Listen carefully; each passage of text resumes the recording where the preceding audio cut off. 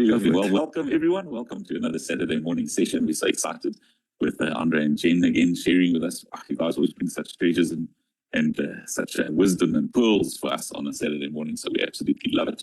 Welcome from Nairobi.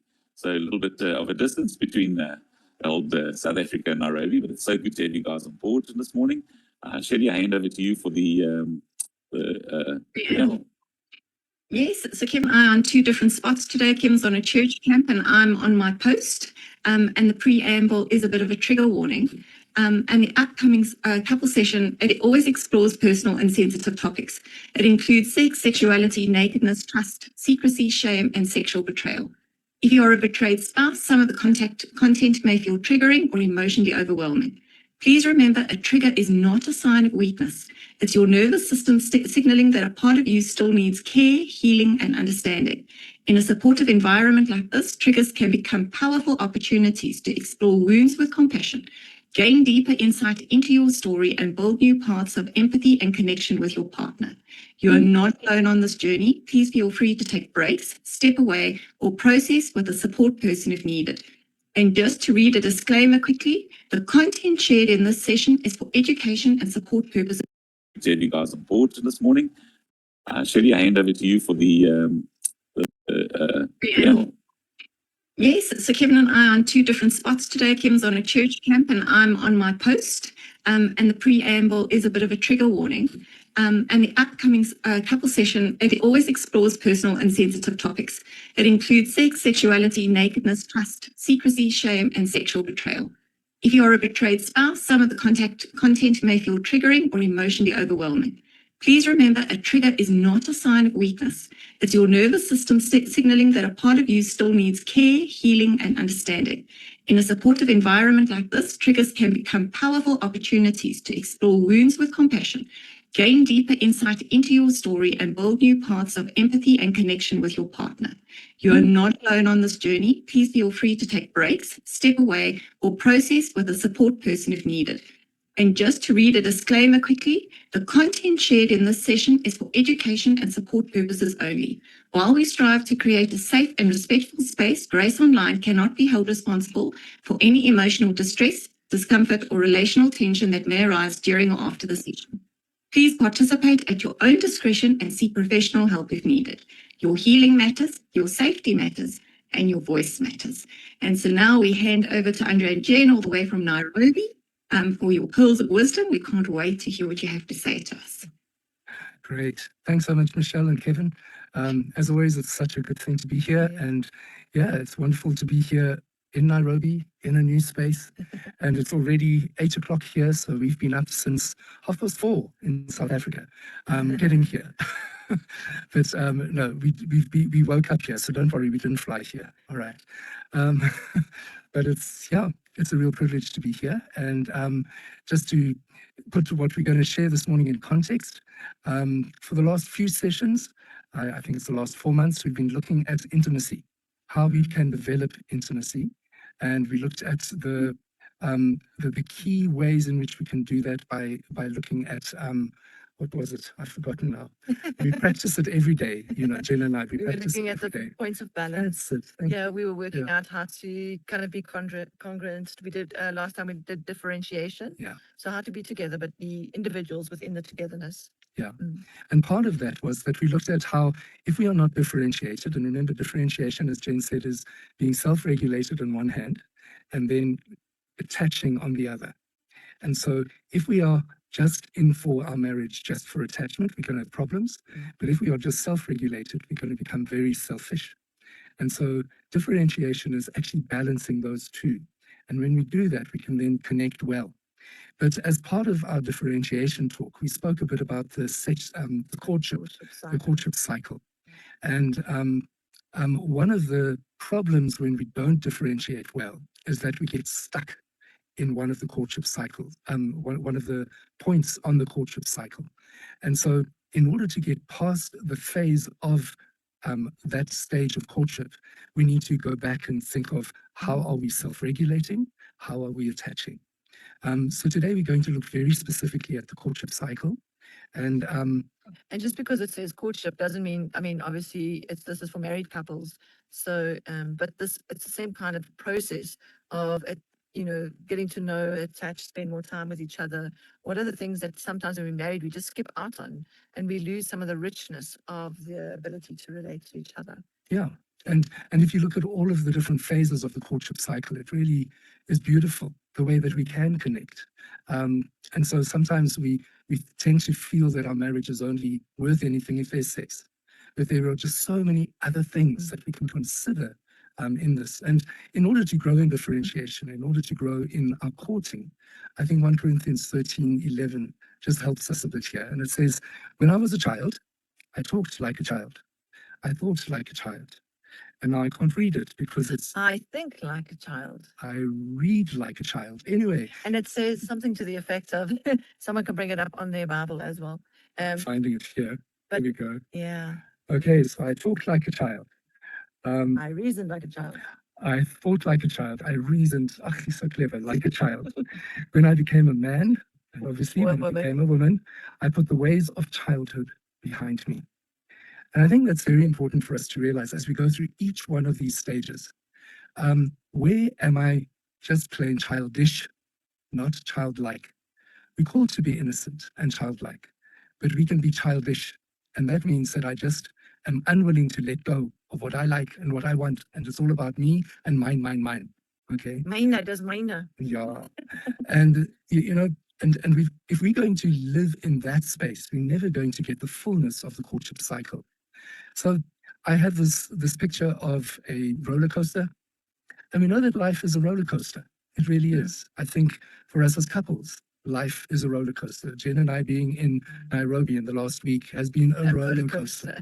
I look forward. Like you never know where the rails are going next. When you're going certain places and suddenly it turns this way and that way. And so there's either fear or excitement. It's the same hormones being released, fear and excitement, but way too much adrenaline being released. Anyway. But that's life. Yeah. That's marriage. And so we're gonna have those lows, we're gonna have the highs, we're gonna be feeling like, hang on, we're gonna get to the top so that we can go and get that rush. Right? Too many rushes and too much adrenaline is gonna kill us. Okay? But too much striving is also gonna kill us. So how do we engage this wonderful roller coaster of marriage and of our sexuality?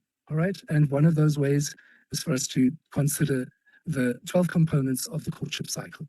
All right? And you'll see that the first 8 do not really include the sexual act in any way. And so often when we as a couple think about engaging in sexual intimacy, we just think, well, we go straight to foreplay. And there's nothing wrong with that every now and then, okay?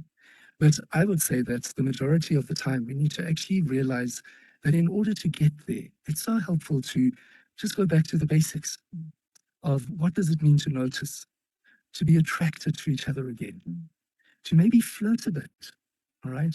And flirt without any expectations, to demonstrate my heart and my feelings towards Jen, to actually become a bit romantic. And we'll really look at what that means in more detail, because so many of us just think of romance as a date night and roses and whatever. It includes that, but there's so much more as well. Individuation, intimacy, touching, and so we go on. Okay, so that's where we're headed today. And I want to say I give you full right to take photographs of these images that I've created with the help of AI.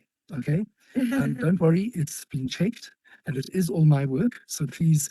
But I certainly cannot draw like it has been drawn here. And as soon as we go to pictures, people think, oh, heck, what are we going to do when we get to foreplay and intercourse and commitment? Don't worry. You'll see it's not in any way going to be sexually arousing. All right. So that's where just a disclaimer up front. Okay. So just reiterating the fact that when we do not differentiate well, remember, hold intention, our self-regulation, and our commitment, we're going to have these gridlocks that stop us from moving around the courtship cycle. Okay, so let's get started with noticing, all right?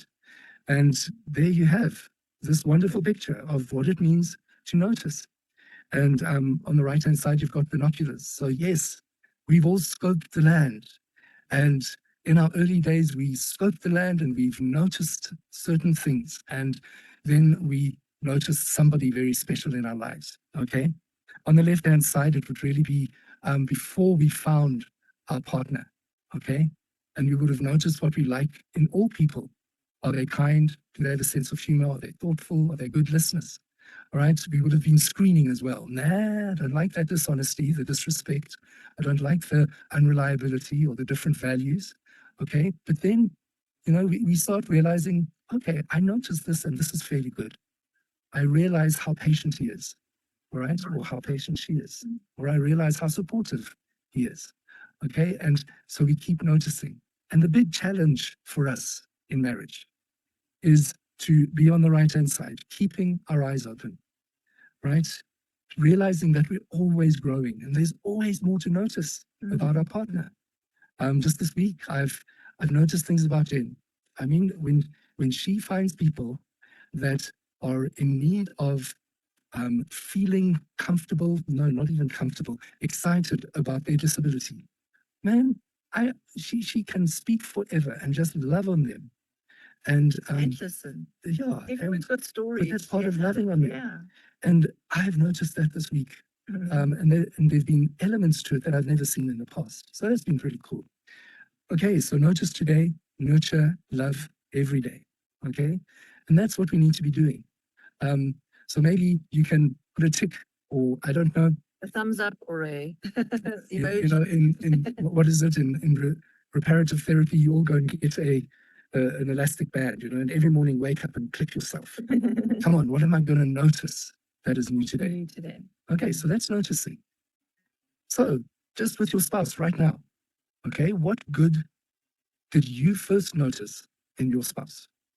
All right, what good did you first notice in your spouse? All right, and then what good thing have you noticed in the last 2 days?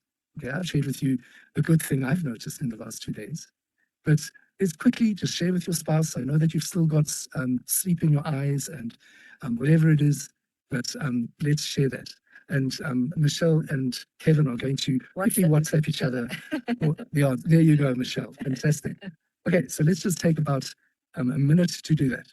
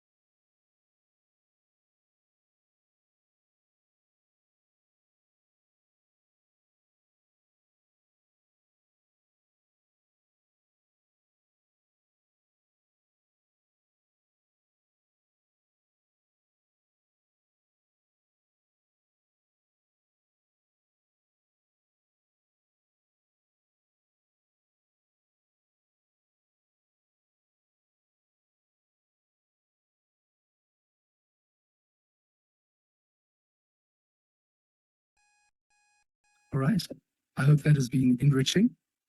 Okay, now we're only allowed to share the good things.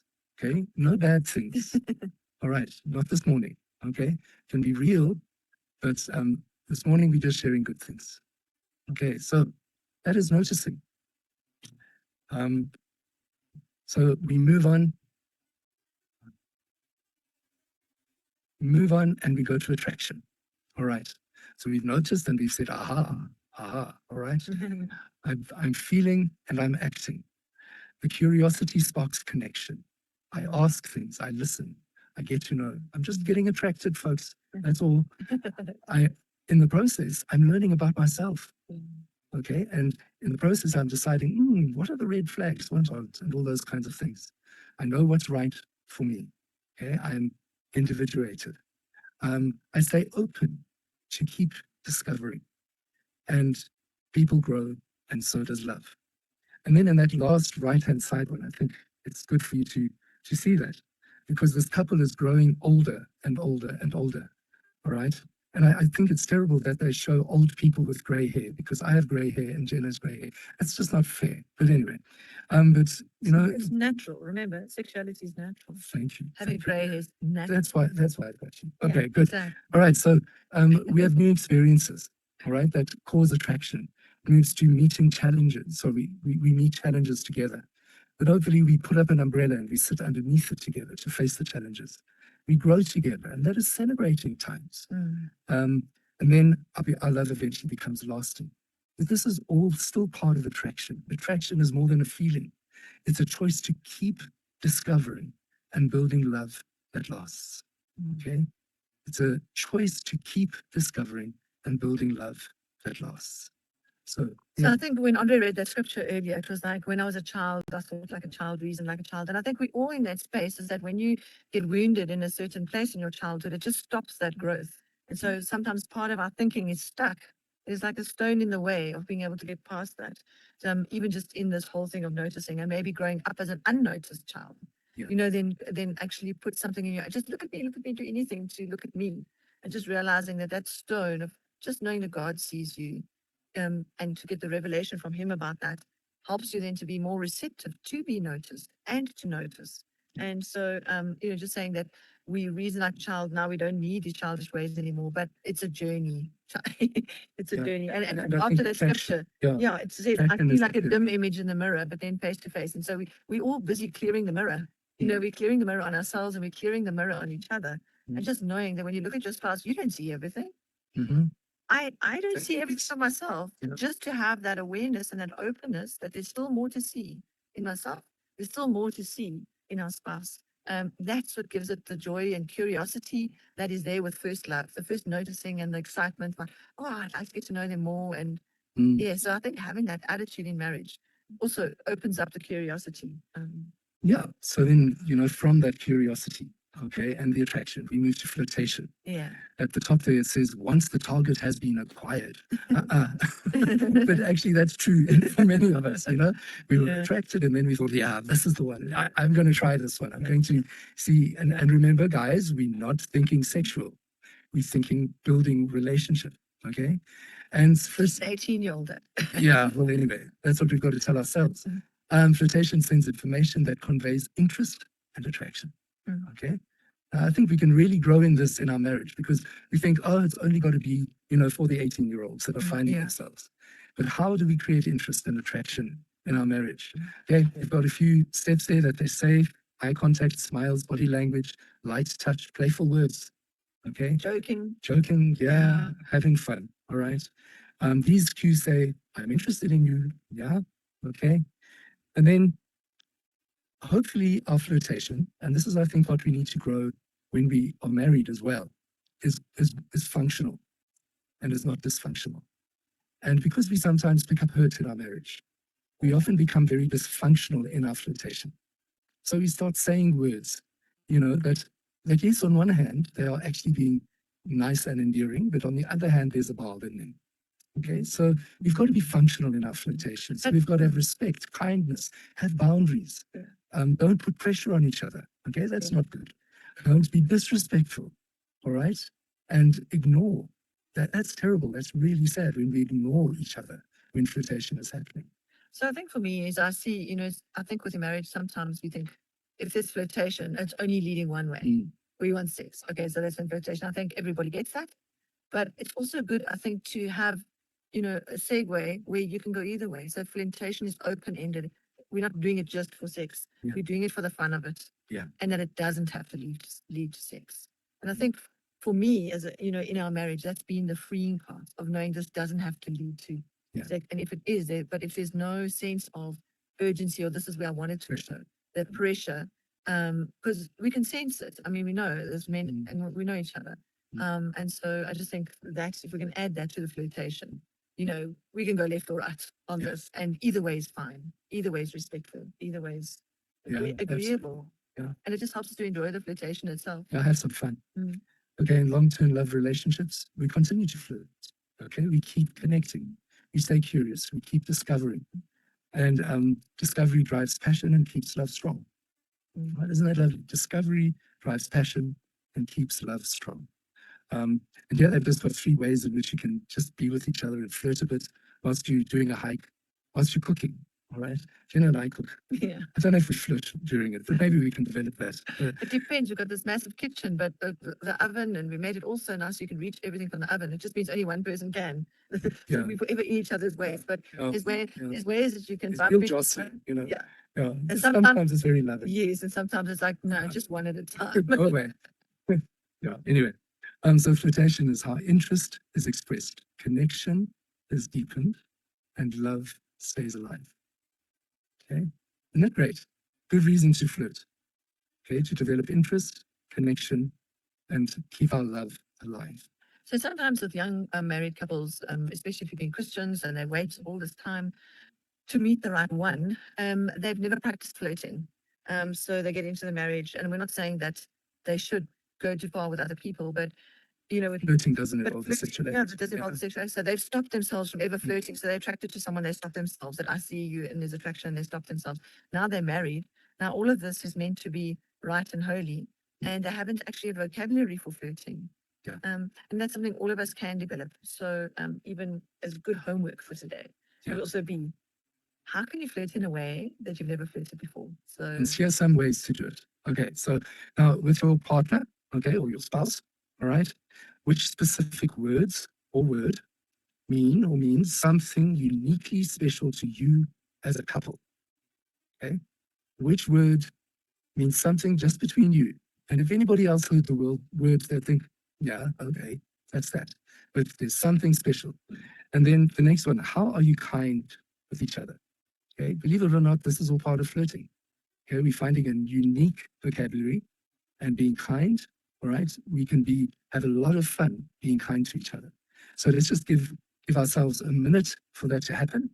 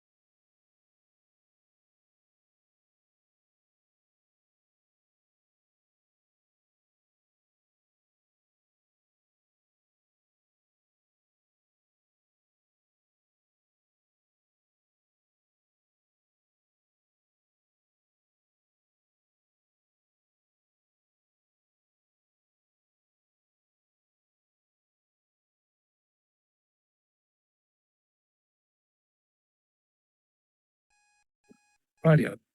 Okay, we are back. I hope that was good. Jen and I were trying to remember what are they called? An anagram. an acronym. An acronym that we used to use. And it was slightly naughty. It was very naughty, I think. But we've got to actually, we've got to go and work it out again. So yeah. Okay. I think you can all see that. And I want to play this. There we go. Okay, good. Radio. We move on. So just a reminder, we've done noticing, attraction, flirtation. We're now moving into demonstration, romance, and individuation. Okay, so let's look at demonstration. Here we go. Okay, it's where a person shows what they bring to the table. Okay, so this dude on the left here at the bottom, okay, he's got kindness, he has some skills, okay, he's got some physical traits, okay. All men think that the physical being, is the most important. I don't think our wives always believe that, but yes. He's got some basketball abilities there. I'm not sure how many in South Africa would find that too exciting. And he's got a good sense of humor, okay? And he demonstrates that, brings that to the table. And then demonstrating is bringing myself, sharing it, and seeing how the message is received, okay? And isn't it cool, this guy on the right down there, he's so excited because, hey, he's had a positive response. Okay, and I think that's always helpful, is to celebrate when we've actually demonstrated our love to each other. And we meant to, get excited. Yes, it worked. I bought Jen the right gift for a change. It worked. I bought her a sander instead of some flowers. It worked. Anyway, so all those kinds of things. So a demonstration shows who we are and what we offer. It builds attraction and connection. Okay. Right. Do you want to share anything else around that? No. No. Cool. That's demonstration. Okay, so after flirtation, when we felt yes, found the one, and it's been good, then we actually put all of our gifts and talents out there. And Yeah. it's also a time when we not just attracted, but we also make decisions. Let's go and have coffee. Let's Yes. you start to make demonstrations. You start to make plans. Or we you meet. So let's go to the brain. The invitation is Invitation. very, you know, it brings yourself into it. So, Yeah, and it's a you risk know, factor as well because the person may just say no. yeah, and Jen's started the risk factor, which is part of romance. Okay, so after demonstration, we go to romance. And in marriage, it's a lifelong commitment to love, honor, and grow together. Okay, that is romance. And it is expressing and receiving passion and love. Okay, yeah. And you know, many people think, oh, the passionate lusts and all that kind of stuff. We meant to feel passion. We meant to get excited about our spouse. And that is what romance is. It's, in general speaking, it involves vulnerability. If we are risking things, okay, we are opening our hearts and we are saying, I'm going to buy you something, or I'm going to think about how I'm going to make something special for us. And sometimes then Andre would create something special, and then I'd like, oh, is this special? It's just the communication on each other's parts and the stories. Communication. Thought I was being so wonderful, and then I just thought, oh, Andre, you know, he needs more light in the thing, and I bought him a lamp or something for his birthday. It was just didn't go down well. Not romantic. It wasn't romantic. Not romantic yeah. at all. Oh, I wanted the lights off. and then you She can wanted make the it lights on. dim and the different things. Anyway, okay, and we see the truth, and we don't want to have projections. Okay, we want to see the truth about each other. And is there involvement and real imagination? Now, come on, guys. This is where we need to wake up a bit. We can imagine a romantic moment. Okay, Yeah. even if that's opening the door for your wife in the morning, and it doesn't have to happen every day. But you're actually just being romantic, or you're going to have an umbrella, which in Cape Town is useless, but you're going to make sure she doesn't get wet. All right, so Sometimes it's just something the little very touches, just the little touches, you know, walking past while he's cooking or she's cooking, and just a touch on the back or the backside or whatever is your thing. Just it's a small touch, but it's I notice you lead through the door. I love it when I go through the door and Andre will touch my lower back to let me through the door. That for me, yeah, is interesting. He's noticed we're not just together doing stuff, but there's a togetherness in it, and that can also those small little things can spark in the romance. Yeah. So the last one there is we should hopefully have sorted this out. Okay, is we all have had romantic experiences in the past. Okay, and we should have understood what was a positive expression of romance for you and what was a bad choice. Okay. And sometimes we don't receive romance from each other because of the past. And I would say, guys, it's not only past relationships and things like that, but it's even, you know, as Jen was saying, she tried to do something romantic for me by buying me a lamp. You know, it didn't work. But we've got to get past that. Jen's love language is very practical. Okay, my love language is very creative. Okay, so and we've had to learn to receive it and love it. So yeah, romance is passion rooted in marriage. Okay, isn't that good? Passion rooted in marriage, because we are married and we can be passionate in marriage. Truth, self-worth, and wise choices. Okay, right. With your spouse. Okay, what have you risked in the last week to romance your beloved? What have you risked in the last week to romance your beloved? Because remember, romance is always risking. Okay, and how do you think you have grown together in the last month? All right, how have you grown together in the last month? So there we go. You can just answer those questions for a minute.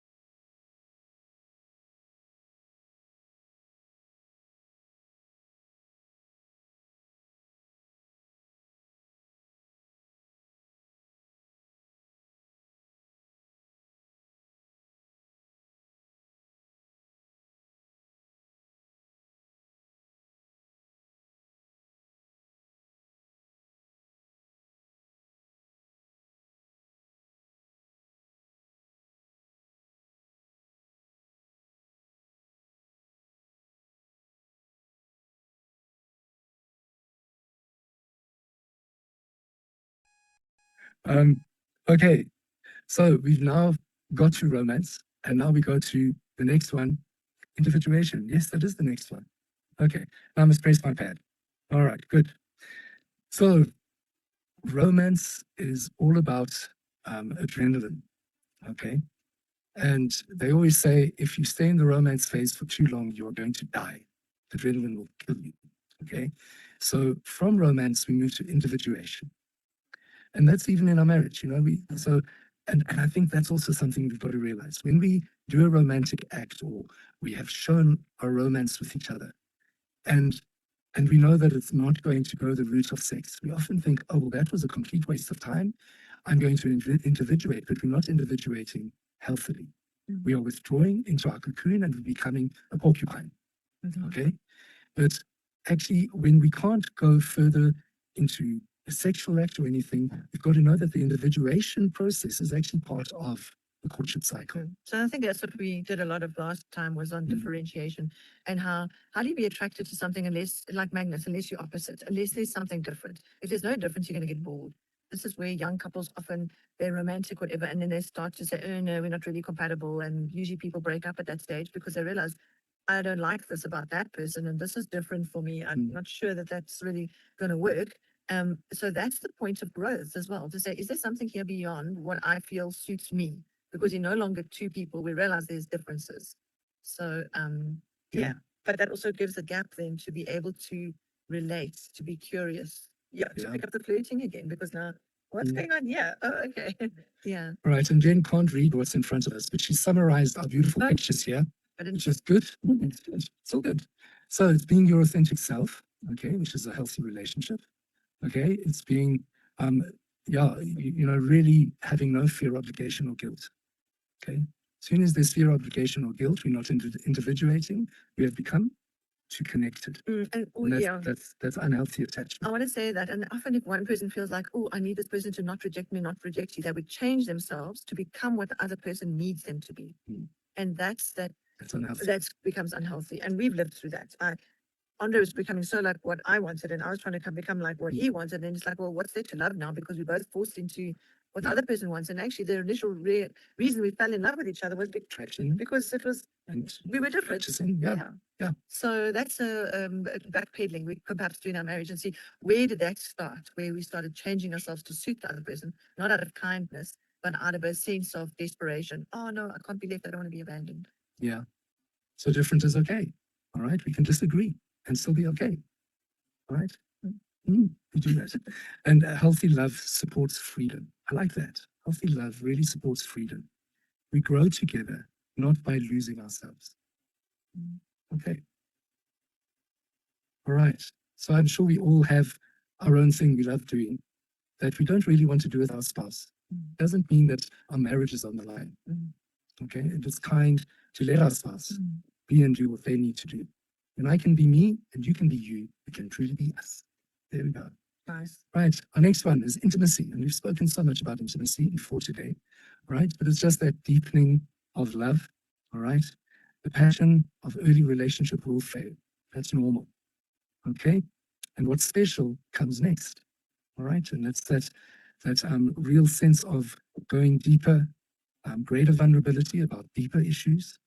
It takes work, it takes sacrifice, and it takes maturity. To encourage everybody. We all need therapy at some stage of our lives.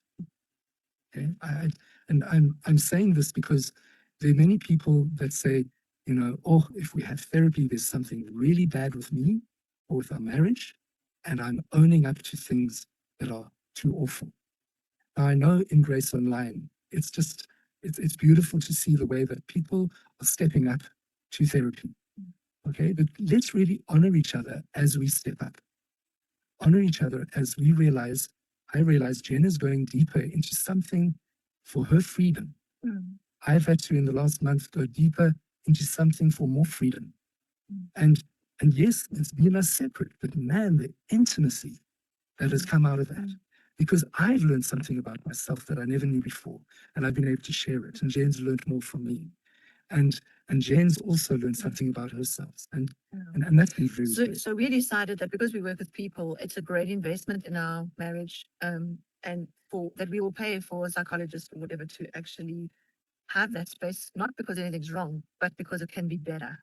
Yeah. And how do we love better?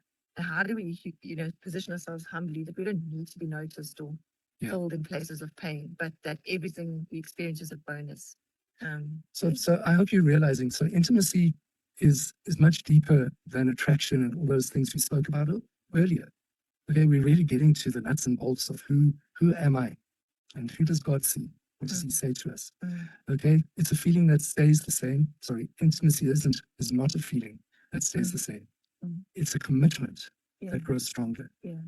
Because as I go deep, as Jen goes deepest, we're able to share more vulnerably. All right, our relationship and our commitment grows stronger. Then we go to touching. All right, so isn't it interesting that all of these things, guys, happen before we focus on touching? All right, and yep, and so we focus on. We got to understand different levels of touch. All right, and it's all unique to you and me. Okay, I'm different to Kenneth, I think, I hope. All right, and Jen is different to me and different to Michelle. All right, and because we all perceive things differently, but we've got to actually understand each other when it comes to transactional touch, rehabilitative touch, caring touch, sensual, that's sensory touch, erotic touch, and sexual touch. Okay, so just identifying what is transactional touch is important. Because for me, Jen tussling my hair, all right, is not in any way helpful for me, because when I have to do my hair and I've got curls and I've been transactionally touching my head, so it actually doesn't look bad. And Jen then comes and tussles my hair. She's messed up my transactional touch on myself, and she's now stuffed me up. So in our family, we've had to learn that. yeah, so Had to realize that. In my family, a term of endearment was to come and ruffle someone's hair. Like, I see you here, and ruffle your hair. And so because of that, it was like, it's not receiving my love. I want to say, hello, I love you, So that's an example. All right. We've got to identify, all right, what is rehabilitative touch? Okay. For me, sometimes a massage by Jen, let me just clarify that, can become sensual touch. All right. So we've got to be aware of that. Okay. Caring touch. Like Jen was tussling my hair for her, that was caring touch. Okay. And I've had to realize I don't go and tussle her hair, but I certainly do touch a part of her anatomy, which was not sexual yet, but it was very caring. And that came from when she was a baby. Yeah. Okay. And then sensory or sensual touch is very good. We go gaga. Okay. Right. Our senses are heightened. Okay. Our skin becomes very, very sensitive. And that is actually good touch. And we all need it, guys. We all really need it because it soothes and it opens our heart as well. And then after that, we go to erotic touch and sexual touch. All right. We're not going to focus on those kinds of touches today. But when we do a date night eventually, and that will be down the line, we'll look at what those touches can be. But so those are different kinds of touches, but then you've got different levels of touch. So at the bottom there, you've got soft, light, barely there touch. You've got gentle, kind, soothing touch. You've got firm, steady, supportive touch. You've got deep, intense, profound touch. And then you have hurtful touch. Okay? And we all have a touch script in our lives. And we've got to know what it is for ourselves and for each other. Trust is essential. Okay? It creates safety, respect, honesty, reliability, and faithfulness. Touch speaks many languages. And I'll be honest, we've been at a conference where we've been amongst people with lots of impairments. Oh my word. Have we seen so much touch that means so many different things? Imagine deafblind, and so I can't see hands and faces, I can't lip read, and I'm talking to a deaf person who can't, who's trying to communicate. So they've had to take my hands and then teach me how to say thank you or whatever. So And I'm saying they're my hands. yeah, Okay. so it's all, even with strangers. So it's also, in the circumstances, and a lot of this is to do with your history. It's to do with, and what works in one season may not work in another season. Yeah. Maybe you had an operation or something, and so when you get touched, there's like the nerves get triggered, or and so. But I think around touch, the main thing is intention. Yeah. What is the intention of the touch, and how do you allow that to build into your relationship. Okay, so very, very quickly, right? We're going to quickly just speak about what touch causes you to be most ticklish.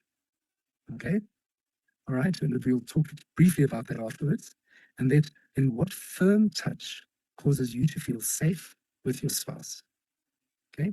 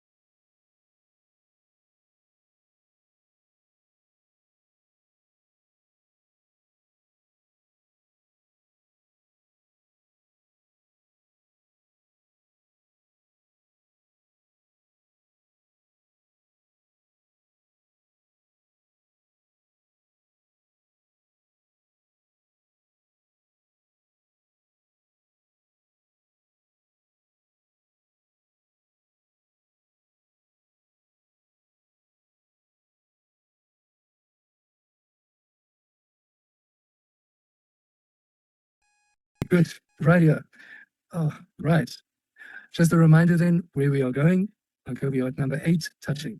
Now we're going into foreplay, into intercourse. All right. So here we go. Foreplay. All right. It's all about, so cute? aren't they sweet? Okay, it's all about being a fruit. Okay.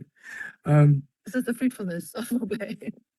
All right. So it's to take time to enjoy the journey. All right. And I really want to encourage everybody. Foreplay, we need to enjoy the journey. Okay, many people, and we've spoken about this before, the whole sexual act is often hijacked by orgasm. All right. And we've really got to understand that foreplay is a wonderful way to just enjoy the journey. On the bottom right, you've got, I don't know, is he here? I think he's an apple. And he says, don't rush or miss it. And our fast-paced cultural foreplay is often rushed or missed altogether. And I think that last statement is so good for us. Foreplay isn't optional. It's the spark that ignites passion. Okay? Holding close, kissing. We know that kissing releases endorphins in our bodies. Okay? Fondling, yes. General sexual play and verbal expressiveness. Okay? Guys, we're terrible at this because we tend to lose our vocabulary when we get into foreplay. And it's okay. And wives, yes, be kind. But yeah, don't ask your husband at that stage to speak about, do we have enough money in the bank? Right, that's not going to be kind. But then we can actually start developing a vocabulary around foreplay as well. And that's something maybe you can consider. All right, then we're going to push on. All right, and we're going to intercourse. And I focused a lot around intercourse being ultimate surrender. Okay, it's making love well presupposes abandonment to each other. Okay, so if we can understand that is what intercourse really is, then it puts so much into perspective in terms of the other 10 stages of the courtship cycle. Okay, and then what gets in the way? All right, often what gets in the way is control and trust. All right, so if you're feeling that when you get into the whole intercourse thing and there's a close down, start asking yourself first, what am I wanting to control?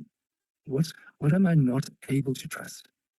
All right, I would say that maybe it's not a good time to share it, okay, but to actually regulate your own feelings of control and trust or mistrust.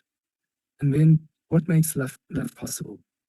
I choose you, and therefore I surrender to us. Okay, I love that. I choose you. I choose you, Jen, so that I can surrender to us.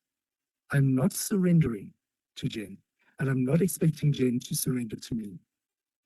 But as a couple, we surrender to our marriage. We surrender to the covenant, that covenant bond that was made between us and God. Okay, and that is the heartbeat of really good intercourse. So surrender isn't weakness. It's the doorway to the deepest kind of intimacy. Okay. Right, so on the right there, the best sex requires the ability to let go. Trust the other person and yourself with being transparent. Okay, and the world says that the first thing we do when we want to be intimate with people is to take off our clothes and surrender our bodies. Mm. But God's way is that to be sexually intimate, we surrender our mind, our will, our emotion, our spirit, and Yeah. lastly, our bodies. Yeah. But it does include that, but that includes surrender. But we're surrendering to us, not each other. Okay, I hope. And hope we're that helps. addressing our hearts. Don't you We're say? addressing our We're addressing our hearts and then choosing that vulnerability. Yeah. So I hope that really just adds a layer of what sex can be for us. And then I just love it that the last two stages of the sexual cycle include commitment and renewal. Wouldn't that be good? That whenever we enjoy sexual intimacy, there's a sense of deep-seated, well, I'm committed even more Yeah. to each other. And, Yeah. obviously we understand that physiologically the oxytocin and vasopressin create that bond. Yeah. And so that bond even, makes that commitment stronger. Yeah. Okay. And I think in that space, it's also to bring in that essential, the safe touch into that space. It's Yeah. part of that Yeah. phase. It's like, wow, this, without having to say, wow, this is just so special. It's so good, and I really appreciate you. And if you could say that in a touch or a handhold or a cuddle or a whatever. Oh, especially Yeah. after the Yeah. sex. Yeah.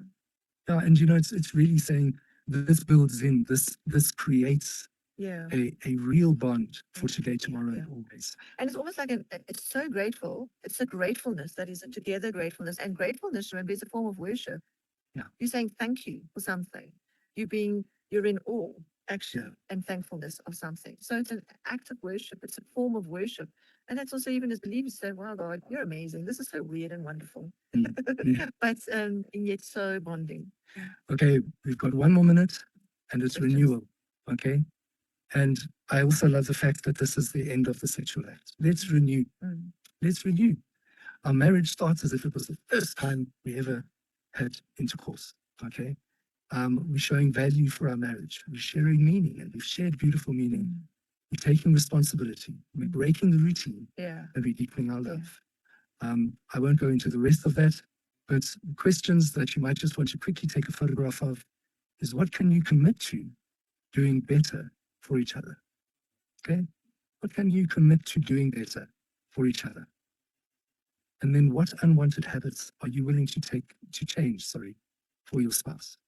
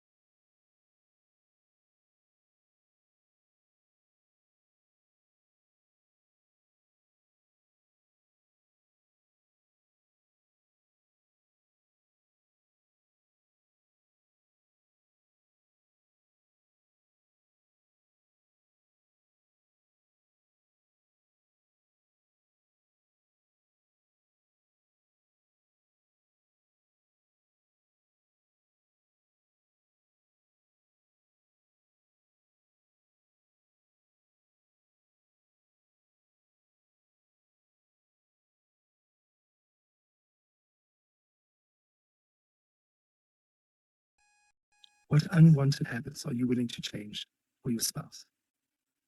Okay, that's going to help the renewal as well as the commitment. So there again, folks, okay, when we struggle with the sexual cycle, we know it's not the sexual cycle, the courtship cycle. Yeah. Okay, we know that we are not able to differentiate. Mm. Okay, but we actually can work on differentiation by going through all of those stages, especially 1 to 8. Mm. It builds into the others. It just makes others more meaningful. Yeah. Yeah. And that's us.